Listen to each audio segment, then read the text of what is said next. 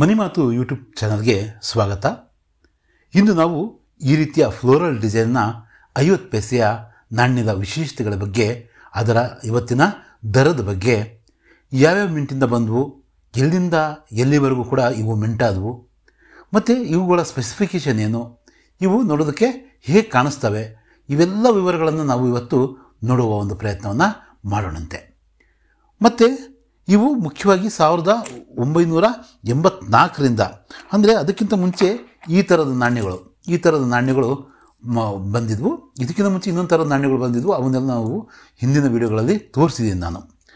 ಅದರ ನಂತರ ಇವುಗಳ ನಂತರ ಈ ಥರದ ಸ್ಟೀಲ್ ನಾಣ್ಯಗಳು ಮಿಂಟಾಗ್ತಾಯಿದ್ವು. ಇವು ಕೂಡ 1988ರಿಂದ ಸ್ಟಾರ್ಟ್ ಆದವು. ಬಟ್ ಈ ನಾಣ್ಯಗಳು ಎಲ್ಲಿಂದ ಎಲ್ಲಿವರೆಗೂ ಮಿಂಟಾದವು ಅಂತಕ್ಕಂಥದ್ದನ್ನು ನಾವು ಮಾತಾಡೋಣಂತೆ. ಮುಖ್ಯವಾಗಿ ಇವತ್ತು ಈ ಥರದ ನಾಣ್ಯಗಳ ಬಗ್ಗೆ ಅಷ್ಟೇ ನಾವು ಮಾತಾಡೋಣಂತೆ. ಈ ಥರದ ನಾಣ್ಯಗಳು ಸಹ ಇವು ಕೂಡ ಕಾಪರ್ ನಿಕ್ಕಲ್ನ ನಾಣ್ಯಗಳು. ಇದರಲ್ಲಿ ಕಾಪರು ಸ್ವಲ್ಪ ಮಟ್ಟದಲ್ಲಿರುತ್ತೆ ಮತ್ತು ನಿಕ್ಕಲ್ ಅಂತಕ್ಕಂಥದ್ದು ಇದರಲ್ಲಿ ಹೆಚ್ಚು ಇರುತ್ತವೆ. 1984ರಿಂದ ಆರಂಭವಾಗಿ 1990ರಲ್ಲಿ ವರೆಗೂ ಕೂಡ ಈ ನಾಣ್ಯಗಳು ಬಂದವು. ಇದರ ಹೊತ್ತಲ್ಲೇ, ಅಂದರೆ ಇವು ಚಲಾವಣೆಯಲ್ಲಿ ಇವು ಇನ್ನೂ ಮಿಂಟಾಗ್ತಾ ಇರೋಂಥ ದಿನಗಳಲ್ಲೇ ಯಾವುವು ಸ್ಟೀಲ್ ನಾಣ್ಯಗಳು ಕೂಡ 1988ರಿಂದ ಅವು ಕೂಡ ಬರೋದಕ್ಕೆ ಸ್ಟಾರ್ಟ್ ಆದವು. ಆದರೆ ಇವೆರಡೂ ನಾಣ್ಯಗಳು, ಅಂದರೆ ಈ ನಾಣ್ಯ ಮತ್ತು ಈ ನಾಣ್ಯಗಳು ಅಟ್ ಎ ಟೈಮ್ ಒಂದು 2-3 ವರ್ಷದ ಕಾಲಕ್ಕೆ, ಅಂದರೆ 88, 89, 90ರಲ್ಲಿ ಈ ನಾಣ್ಯಗಳು ಕೂಡ ಬಳಕೆಯಲ್ಲಿದ್ದವು, ಈ ನಾಣ್ಯಗಳು ಕೂಡ ಅವು ಕೂಡ ಚಲಾವಣೆಯಲ್ಲಿದ್ದವು. ಈಗ ನಾವು ಈ ನಾಣ್ಯದ ಬಗ್ಗೆ ಅಷ್ಟೇ ನಾವು ಮಾತಾಡೋದಕ್ಕೆ ನೋಡೋಣಂತೆ. ಇವು 1984ರಲ್ಲಿ 3 ಮಿಂಟ್ಗಳಿಂದ, ಅಂದರೆ ಮುಂಬೈ, ಕಲ್ಕತ್ತಾ ಮತ್ತು ಹೈದರಾಬಾದ್, ಈ 3 ಮಿಂಟ್ಗಳಿಂದ, ಅವತ್ತಿಗೆ ಆ 3 ಮಿಂಟ್ಗಳು ಇದ್ದಿದ್ದು, ಮಧ್ಯದಲ್ಲಿ ಬಂದು ನೋಯ್ಡಾ ಸೇರಿಕೊಳ್ಳುತ್ತೆ, ಅದ್ರ ಬಗ್ಗೆ ನೀವು ಹೇಳ್ಬೋದು. ಆ 3 ಮಿಂಟ್ಗಳಿಂದ ಇವು ಮಿಂಟಾದವು. ಇದರಲ್ಲಿ ಮುಂಬೈ ಮತ್ತು ಕಲ್ಕತ್ತಾ, ಮುಂಬೈನ ಒಂದು ಮಿಂಟ್ ಮಾರ್ಕ್ ನಿಮಗೆ ಗೊತ್ತಿದೆ, ಇಲ್ಲಿ 1985 ಅಂತಿದೆ ಅಲ್ವಾ, ಅದರ ಕೆಳಗಡೆ ಇರ್ತಕ್ಕಂಥ ಈ ಡಾಟ್, ಯಾವ ಡಾಟು, ಇಲ್ಲಿರ್ತಕ್ಕಂಥ ಈ ಎಲ್ಲ ಡಾಟುಗಳು ಇವು ಈ ಡಿಸೈನ್ನ ಒಂದು ಭಾಗ, ಈ ಕಡೆನೂ ಇದಾವೆ ನೋಡಿರಿ ಆ ಡಾಟ್ಗಳು. ಹಾಗಾಗಿ ತುಂಬ ಸುಂದರವಾದಂಥ, ಸ್ವಲ್ಪ UNC ಕಂಡೀಷನಲ್ಲಿ ಇರ್ತಕ್ಕಂಥ ಲಸ್ಟರ್ ಇರ್ತಕ್ಕಂಥ ಕಾಯನ್ನು ನಾವು ನೋಡ್ತಾ ಇದ್ದೀವಿ. ಇದು ಫಾರಿನ್ ಮಿಂಟ್ನ ಕಾಯಿನ್ ಬಿಟ್ಬಿಡ್ರಿ. ಇಲ್ಲಿ ಒಂದರ ಕೆಳಗಡೆ ಸ್ಟಾರ್ ಇದೆ ಅಲ್ವಾ, ಇದು ಹೈದರಾಬಾದ್ ಅಂತ ನೀವು ತಿಳ್ಕೊಬಾರ್ದು. ಇದು ಸೌತ್ ಕೊರಿಯಾದ ಕಾಯಿನು. ಟ್ಯಾಗ್ಯೂ ಅಂತಕ್ಕಂಥದ್ದು ಕೊರಿಯಾದ ಒಂದು ಮಿಂಟಾಗಿರ್ತಕ್ಕಂಥ, ಫಾರಿನ್ ಮಿಂಟಿಂದ ಮಿಂಟಾಗಿರ್ತಕ್ಕಂಥ ಕಾಯಿನು. ಹಾಗಾದರೆ ಫಾರಿನ್ ಮಿಂಟಿಂದ ಮಿಂಟಾಗಿದೆಯಾ ಇಂಡಿಯಾಗೆ ಅಂತಂದರೆ ಹೌದು, ಭಾಳಷ್ಟು ಈ ಒಂದು 80ರ ದಶಕದಲ್ಲಿ ಮತ್ತು 90ರ ದಶಕದಲ್ಲಿ, ಈ ಹೊಸ ಇದರಲ್ಲೂ ಕೂಡ 2000 ನಂತರನೂ ಕೂಡ ಒಂದಷ್ಟು ನಾಣ್ಯಗಳು ಫಾರಿನ್ ಮಿಂಟಿಂದ ಕೂಡ ಮಿಂಟಾಗಿದ್ದಾವೆ. ಅದಕ್ಕಿಂತ ಮುಂಚೆನೂ ಆಗಿರಲಿಲ್ಲ, ಅದರ ನಂತರ 80ರ ದಶಕದ 85ರಿಂದನೇನೋ ಸ್ಟಾರ್ಟ್ ಆಗಿದ್ದಾವೆ ಈ ಥರದ ಇದು ₹1 ನಾಣ್ಯಗಳು. ಮತ್ತು ಹೆಚ್ ಮಿಂಟ್ ಮಾರ್ಕ್ ಅಂತೀವಲ್ಲ, ಅವು ಕೂಡ 1985ರಲ್ಲೇ ಬಂದಿರತಕ್ಕಂಥದ್ದು. ಮತ್ತು ಈ ಸ್ಟೀಲ್ನ ನಾಣ್ಯಗಳು, 4 ಆಣೆಗಳು, 8 ಆಣೆಗಳು, ಇವು ಕೂಡ ಫಾರಿನಿಂದ ಮಿಂಟ್ ಆಗಿದ್ದಾವೆ. ಆ ವಿಷಯಾಂತರ ಆಗೋದು ಬೇಡ. ಈಗ ನಾವು ಇದು ಮಿಂಟ್ ಮಾರ್ಕು, ಆದರೆ ಈ ನಮ್ಮ ಭಾರತದಲ್ಲಿ ಬಂದಂತಹ ಮಿಂಟ್ ಮಾರ್ಕ್ಗಳು ಇಲ್ಲಿ ಮಧ್ಯದಲ್ಲಿ ಬರುತ್ತೆ. ಅದು ಈ ಡಾಟ್ ಇದೆಯಲ್ವ, ಈ ಡಾಟ್ನ ಮೇಲೆ ಈ ಸ್ಟಾರ್ ಬಂದಿದ್ದರೆ ಇದು ಹೈದರಾಬಾದ್ ಮಿಂಟು ಅಂತ ಅರ್ಥ ಆಗ್ತಾಯಿತ್ತು. ಯಾವಾಗಿಂದ ಆರಂಭವಾಯಿತು? 1984ರಿಂದ ಆರಂಭವಾಯಿತು ಅಂತ ನಾನು ಹೇಳ್ತಾ ಇದ್ದೀನಿ. ಇದು ನೋಡಿರಿ, 84ರ ಕಾಯಿನ್ ನೀವು ನೋಡ್ತಾ ಇದ್ದೀರಾ, 84ರ ಕಾಯಿನು ನೀವು ನೋಡ್ತಾ ಇದ್ದೀರಾ, ಹೈದರಾಬಾದ್ನ ಕಾಯಿನು. ನಾನು ಅದನ್ನೇ ಹೇಳ್ತಾ ಇದ್ದೆ. ಇಲ್ಲಿ ನೋಡಿರಿ, ಇಲ್ಲಿ ಡಾಟ್ ಇದೆ, ಆ ಡಾಟ್ನ ಮೇಲೆ ನಮಗೆ ಏನು ಕಾಣಿಸ್ತಾ ಇದೆ? ಸ್ಟಾರ್ ಕಾಣಿಸ್ತಾ ಇದೆ. ಇದು ಹೈದರಾಬಾದ್ ಮಿಂಟ್ನ ಕಾಯಿನು. ಈ ಕಾಯಿನು ಸ್ಕೇರ್ ಮಟ್ಟದ ಕಾಯಿನು. ಕಂಪೇರ್ ಟು ಮುಂಬೈ ಮತ್ತು ಕಲ್ಕತ್ತಾ ಕಂಪೇರ್ ಮಾಡಿದರೆ ಇದು UNC ಕಂಡೀಷನ್, ಅಂದರೆ ಈ ಥರದ ಕಂಡೀಷನಲ್ಲಿ ಇದ್ದಿದ್ದರೆ ಈ ಕಾಯಿನು ಒಂದು ₹100 ರಿಂದ ₹150ವರೆಗೂ ಇದರ ಬೆಲೆ ಇದೆ. ಈ ಕಂಡೀಷನಲ್ಲಿ ಒಂದು ₹50 ಇದರ ಬೆಲೆ ಇರಬಹುದು. ಸರಿ, ಈಗ ನಾವು ಅಲ್ಲಿಂದ ಎಲ್ಲಿವರೆಗೂ ಬಂದವು? 90ರವರೆಗೂ ಕೂಡ ಬಂದು ಆ ಮಾತು ಕೂಡ ನಾವು ಮಾತಾಡ್ಕೊಂಡಿದ್ವಿ. ಆದರೆ 84ರ ಕಾಯಿನ್ಗಳಲ್ಲಿ ಮುಂಬೈ ಮತ್ತು ಕಲ್ಕತ್ತಾ ಕಾಯಿನ್ಗಳು ನಾರ್ಮಲ್ ಕಾಯಿನ್ಗಳು. ಇದು ನೋಡಿರಿ, 84ರ ಕಾಯಿನ್ ಇಲ್ಲೂ ಕೂಡ ಇನ್ನೊಂದಿದೆ, ಇಲ್ಲಿದೆ ನೋಡಿರಿ, ಇದು ಮುಂಬೈ ಮಿಂಟ್ ಮಾರ್ಕು. ಇಲ್ಲಿ ಮಿಂಟ್ ಮಾರ್ಕೇ ಇಲ್ಲಪ್ಪ ಅಂದರೆ ಅದು ಕಲ್ಕತ್ತಾದು. ಇದು ಸ್ಪಷ್ಟ ಆಯಿತು ನಿಮಗೆ.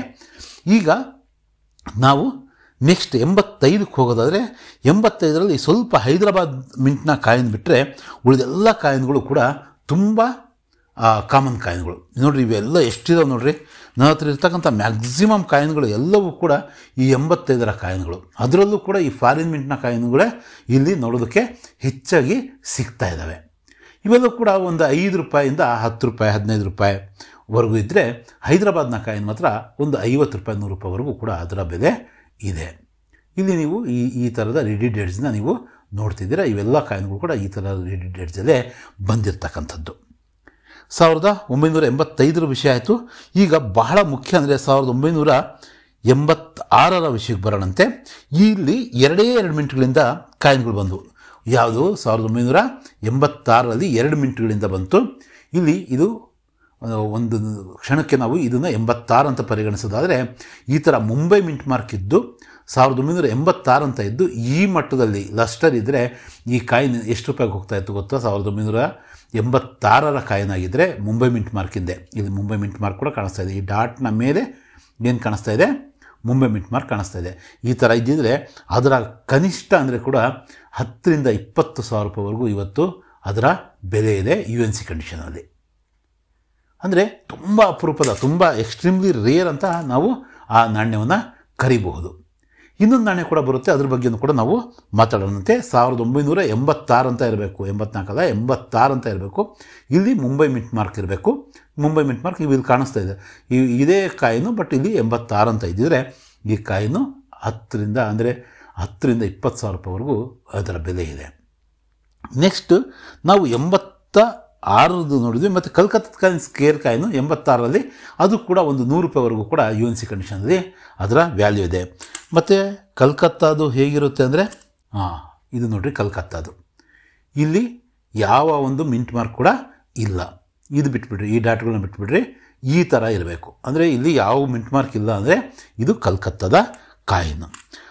1987ಕ್ಕೆ ಬಂದರೆ 1987 ಕೂಡ ಈ 85 ಥರನೇ, ಅಂದರೆ ತುಂಬ ಕಾಮನ್ ಕಾಯಿನ್ಗಳು. ಅವು ಕೂಡ ತುಂಬ ಸಹಜವಾಗಿ 85 ಕಾಯಿನ ಹೊರತುಪಡಿಸಿದರೆ 87 ಕಾಯಿನ್ಗಳು ನಮ್ಮಲ್ಲಿ ಕಾಣೋದಕ್ಕೆ ಸಿಗ್ತವೆ. ಇದರಲ್ಲೂ ಕೂಡ ಸ್ವಲ್ಪ ಹೈದರಾಬಾದ್ನ ಕಾಯಿನು ಸ್ವಲ್ಪ ಸ್ಕೇರ್ಸ್ ಲೆವೆಲಿನ ಕಾಯಿನು. ಉಳಿದಿರ್ತಕ್ಕಂತಹ ಮುಂಬೈ ಮತ್ತು ಕಲ್ಕತ್ತಾ ಕಾಯಿನು ಅವು ಕಾಮನ್ ಮಟ್ಟದ ಕಾಯಿನ್ಗಳು.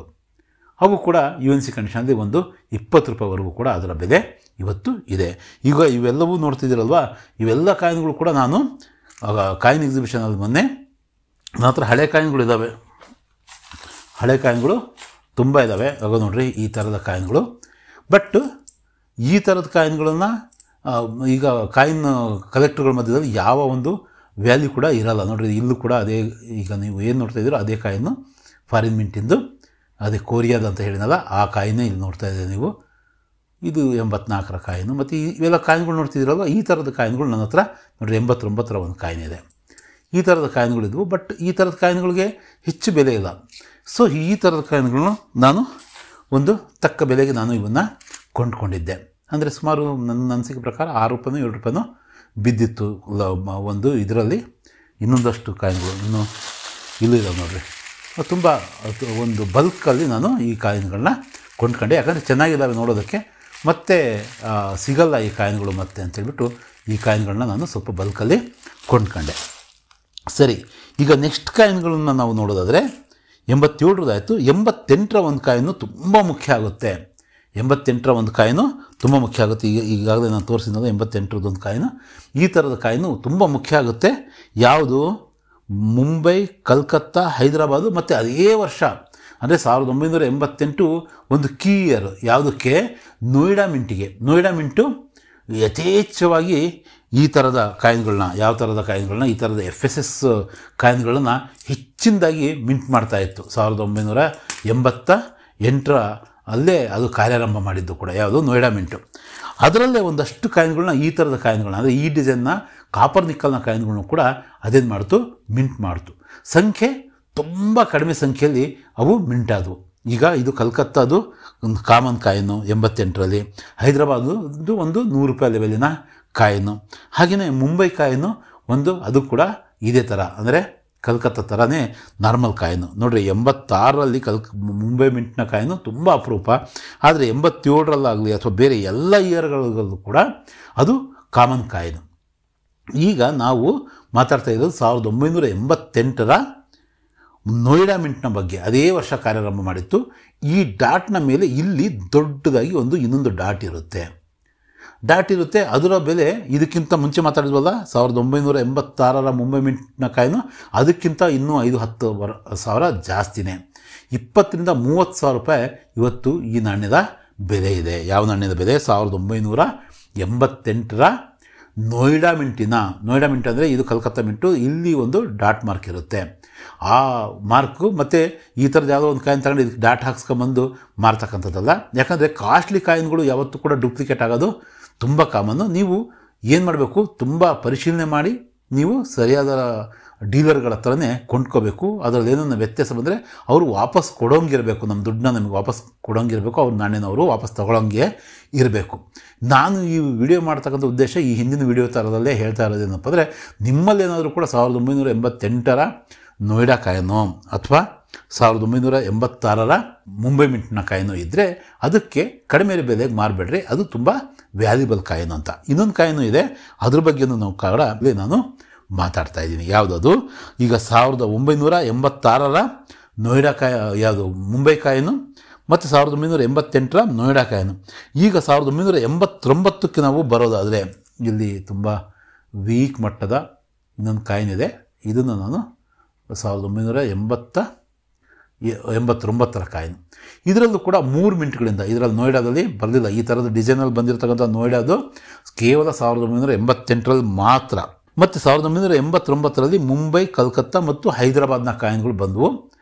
ಆದರೆ ಇದು ಯಾವ ಮಿಂಟ್? ಇದು ಮುಂಬೈ ಮಿಂಟ್ ನೋಡ್ರಿ. ಮುಂಬೈ ಮಿಂಟ್ನ ಕಾಯಿನ್ನು ಇದರಲ್ಲಿ ಕಾಮನ್ ಕಾಯಿನು.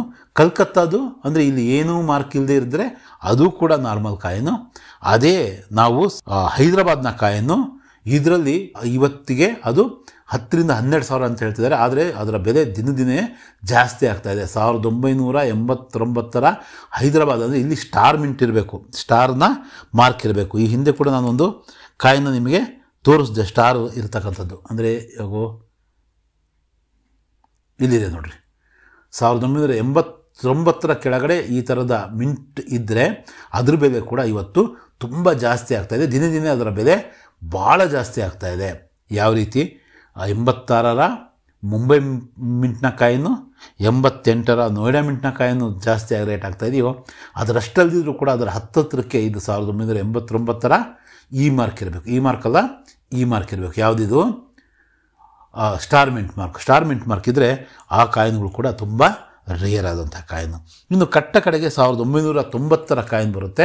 ಅದು ಕೇವಲ ಬಾಂಬೆ ಮಿಂಟಿಂದ ಮಾತ್ರ ಮಿಂಟ್ ಆಗಿದ್ದು, ಅದು ಇವತ್ತು ಸುಮಾರು ಈ ಥರದ UNC ಕಂಡೀಷನಲ್ಲಿ ನಿಮ್ಮಲ್ಲಿದ್ದರೆ ಅದಕ್ಕೆ 150 ರಿಂದ 200 ರೂಪಾಯಿ ಬೆಲೆ ಇರುತ್ತೆ.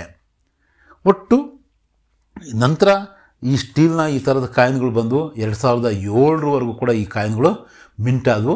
ಇದರ ಕತೆ ಬೇರೆ. ಮತ್ತು ಇದರಲ್ಲಿ ಬರ್ತಕ್ಕಂಥ ಅಪರೂಪದ ಕಾಯಿನ್ಗಳ ಬಗ್ಗೆ ನಾವು ಈಗಾಗಲೇ ವಿಡಿಯೋ ಮಾಡಿದ್ದೀವಿ. ಇಲ್ಲಿ ಪಕ್ಕದಲ್ಲಿ ನಾನು ಆ ವಿಡಿಯೋನ ನಿಮಗೆ ಎಂಡ್ ಸ್ಕ್ರೀನಲ್ಲಿ ಹಾಕ್ತಾಯಿದ್ದೀನಿ, ಬೇಕಾದ್ರೆ ಅದನ್ನು ಕೂಡ ನೀವು ನೋಡಬಹುದು.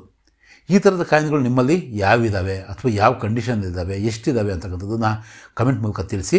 ಮತ್ತು ಕೀ ಇಯರು ಮತ್ತು ಈ ಮಿಂಟ್ಗಳನ್ನು ನೀವು ಕನ್ಫ್ಯೂಸ್ ಮಾಡ್ಕೋಬೇಡ್ರಿ, ನನ್ನ ಹತ್ರ ಇದ್ದಾವೆ ಅಂತ ಹೇಳ್ತಕ್ಕಂಥದ್ದಲ್ಲ. ಮತ್ತು ಎಲ್ಲಿ ಮಾರಬೇಕು ಅಂದರೆ ಕಾಯಿನ್ ಎಕ್ಸಿಬಿಷನ್ನಲ್ಲೇ ಮಾರ್ತಕ್ಕಂಥದ್ದು ಅಲ್ಟಿಮೇಟು, ಅಲ್ಲಿ ಮಾರ್ತಕ್ಕಂಥದ್ದೇ ಸೇಫ್ ಫಾರ್ ಸೈಡ್ ಅಂತಕ್ಕಂಥದ್ದು ನನ್ನ ಅಭಿಪ್ರಾಯ. ನಿಮ್ಮ ಪ್ರಕಾರ ಈ ವಿಡಿಯೋ ಹೇಗಿತ್ತು? ಒಂದಷ್ಟು ಮಾಹಿತಿಯನ್ನು ನಾನು ನಿಮ್ಮೊಂದಿಗೆ ಹಂಚ್ಕೊಂಡಿದ್ದೀನಿ. ನಮಗೇನಾದರೂ ಈ ಥರದ ವಿಡಿಯೋಗಳ ಮೂಲಕ ಕಲಿಯೋದಕ್ಕೆ ಸಿಗುತ್ತೆ ಅಂತಕ್ಕಂಥದ್ದನ್ನು ನಾನಾದರೂ ಭಾವಿಸ್ತೀನಿ. ನಿಮ್ಮ ಅನಿಸಿಕೆಗಳನ್ನು ತಪ್ಪದೇ ಕಮೆಂಟ್ ಮೂಲಕ ತಿಳಿಸಿ. ಇನ್ನು ನಮ್ಮ ಚಾನಲ್ಗೆ ನೀವು ಸಬ್ಸ್ಕ್ರೈಬ್ ಮಾಡ್ಕೊಂಡಿದ್ದಾರೆ ದಯವಿಟ್ಟು ಸಬ್ಸ್ಕ್ರೈಬ್ ಮಾಡ್ಕೊಳ್ರಿ. ಹಾಗೆ ನಿಮ್ಮ ಈ ಥರದ ಕಾಯಿನ್ಗಳ ಬಗ್ಗೆ ಒಂದಷ್ಟು ಆಸಕ್ತಿ ಇರತಕ್ಕಂಥ ಆಸಕ್ತರೊಂದಿಗೆ ಈ ಒಂದು ವಿಡಿಯೋವನ್ನು ಶೇರ್ ಮಾಡಿ. ಈ ಸುಂದರವಾದ ಕಾಯಿನ್ ಬಗ್ಗೆ ತಪ್ಪದೇ ತಮ್ಮ ಅಭಿಪ್ರಾಯವನ್ನು ತಿಳಿಸಿ. ಮತ್ತೆ ಸಿಗೋಣ. ಧನ್ಯವಾದಗಳು.